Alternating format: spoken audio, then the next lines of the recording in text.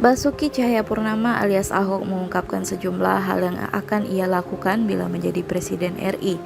Komisaris Utama PT Pertamina Persero tersebut menyampaikan mimpi-mimpinya itu saat menjawab pertanyaan di kanal YouTube Butet Kartarejasa yang ditayangkan pada Minggu 11 Oktober 2020. Peluang Ahok untuk menjadi presiden dinilai sebagai pengamat memang terbuka.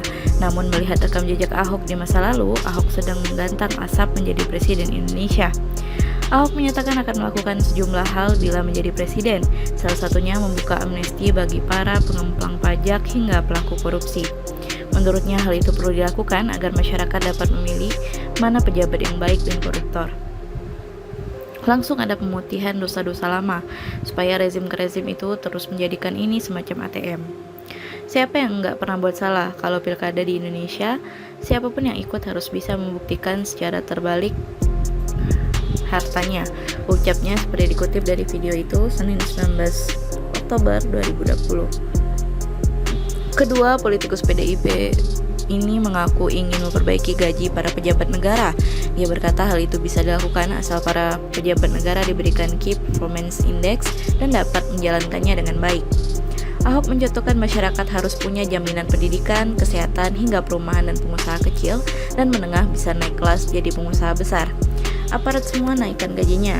Prajurit TNI, Polri kita bisa langsung subsidi langsung ke orang.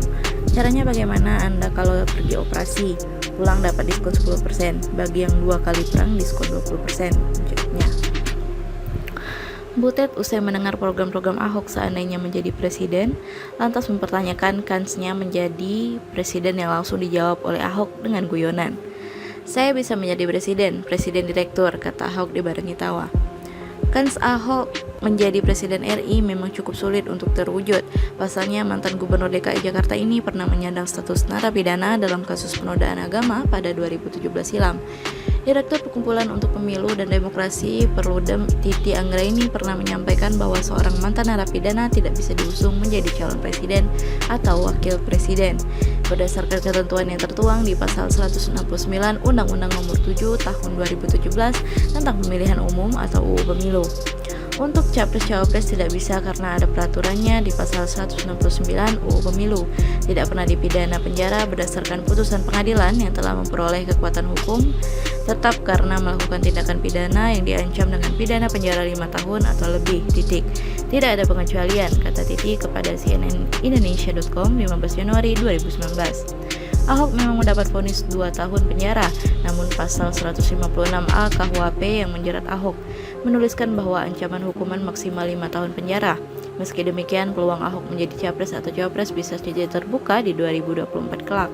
Kemungkinan itu terbuka bila pemerintah dan DPR merevisi UU Pemilu, khususnya pada poin syarat yang melarang seorang narapidana menyalonkan diri tersebut.